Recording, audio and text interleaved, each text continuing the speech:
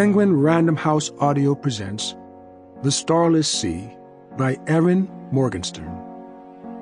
Read for you by Dominic Hoffman, with Dion Graham, Bonnie Turpin, Fiona Hardingham, Alan Corduner, and Georgina Marie.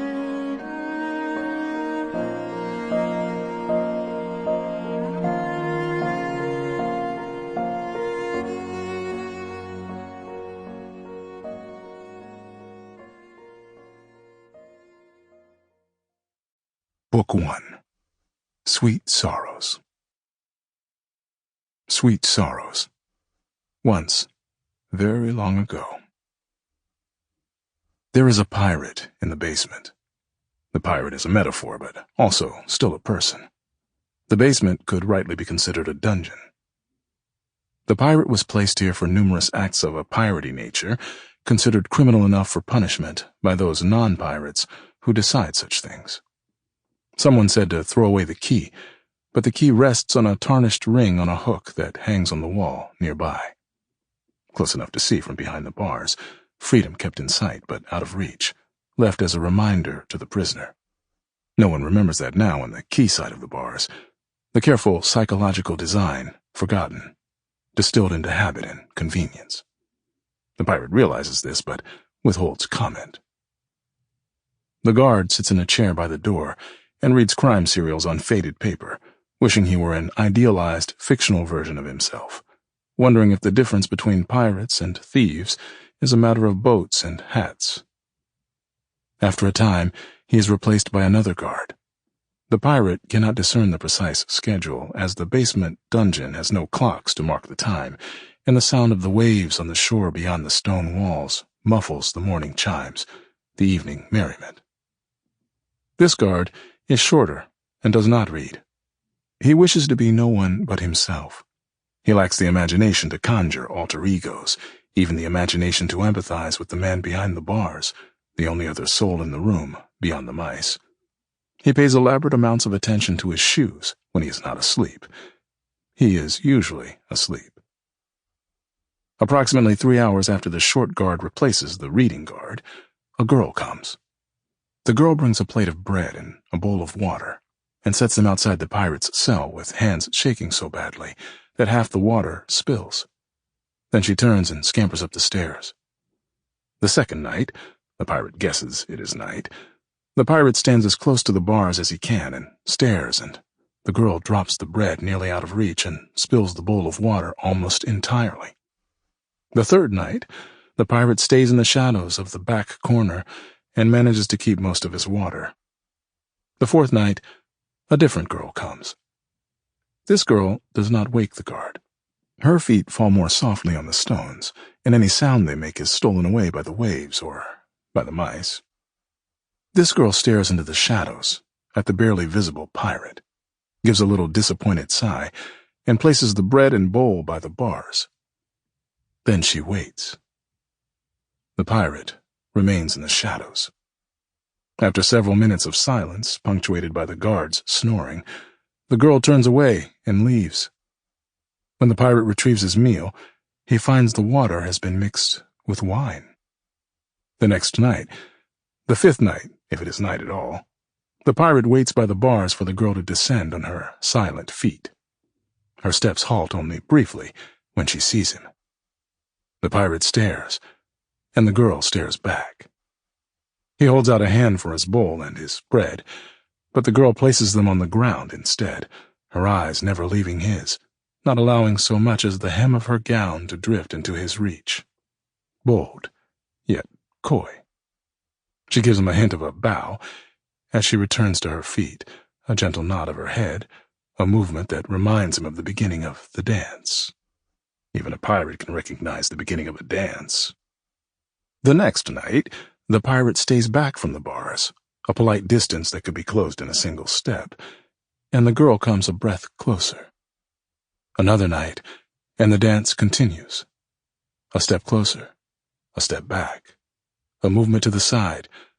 The next night, he holds out his hand again to accept what she offers, and this time she responds, and his fingers brush against the back of her hand. The girl begins to linger, staying longer each night, though if the guard stirs to the point of waking, she departs without a backward glance. She brings 2 bowls of wine, and they drink together in companionable silence. The guard has stopped snoring, his sleep deep and restful. The pirate suspects the girl has something to do with that. Bold and coy and clever. Some nights she brings more than bread. Oranges and plums secreted in the pockets of her gown, pieces of candied ginger wrapped in paper laced with stories. Some nights she stays until moments before the changing of the guards. The daytime guard has begun leaving his crime serials within reach of the cell's walls, ostensibly by accident. The shorter guard paces tonight.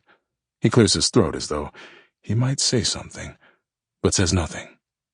He settles himself in his chair and falls into an anxious sleep. The pirate waits for the girl. She arrives, empty-handed. Tonight is the last night, the night before the gallows. The gallows are also a metaphor, albeit an obvious one. The pirate knows that there will not be another night, will not be another changing of the guard after the next one. The girl knows the exact number of hours. They do not speak of it. They have never spoken. The pirate twists a lock of the girl's hair between his fingers. The girl leans into the bars, her cheek resting on cold iron, as close as she can be, while she remains a world away. Close enough to kiss. "Tell me a story," she says. The pirate obliges her. Sweet sorrows. There are 3 paths. This is one of them. Far beneath the surface of the earth, hidden from the sun and the moon, upon the shores of the starless sea, there is a labyrinthine collection of tunnels and rooms filled with stories. Stories written in books and sealed in jars and painted on walls. Odes inscribed onto skin and pressed into rose petals. Tales laid in tiles upon the floors, bits of plot worn away by passing feet. Legends carved in crystal and hung from chandeliers, stories catalogued and cared for and revered. Old stories preserved, while new stories spring up around them. The place is sprawling, yet intimate. It is difficult to measure its breadth. Halls fold into rooms or galleries, and stairs twist downward or upward to alcoves or arcades. Everywhere there are doors leading to new spaces and new stories and new secrets to be discovered, and everywhere there are books. It is a sanctuary for storytellers and story keepers and story lovers. They eat and sleep and dream, surrounded by chronicles and histories and myths. Some stay for hours or days before returning to the world above, but others remain for weeks or years, living in shared or private chambers and spending their hours reading or studying or writing, discussing and creating with their fellow residents, or working in solitude. Of those who remain, a few choose to devote themselves to this space, to this temple of stories. There are 3 paths. This is one of them. This is the path of the acolytes. Those who wish to choose this path must spend a full cycle of the moon in isolated contemplation before they commit. The contemplation is thought to be silent, but of those who allow themselves to be locked away in the stone-walled room, some will realize that no one can hear them. They can talk or yell or scream, and it violates no rules. The contemplation is only thought to be silent by those who have never been inside the room. Once the contemplation has ended, they have the opportunity to leave their path, to choose another path, or no path at all. Those who spend their time in silence often choose to leave both the path and the space. They return to the surface. They squint at the sun. Sometimes they remember a world below that they once intended to devote themselves. Sample complete. Ready to continue?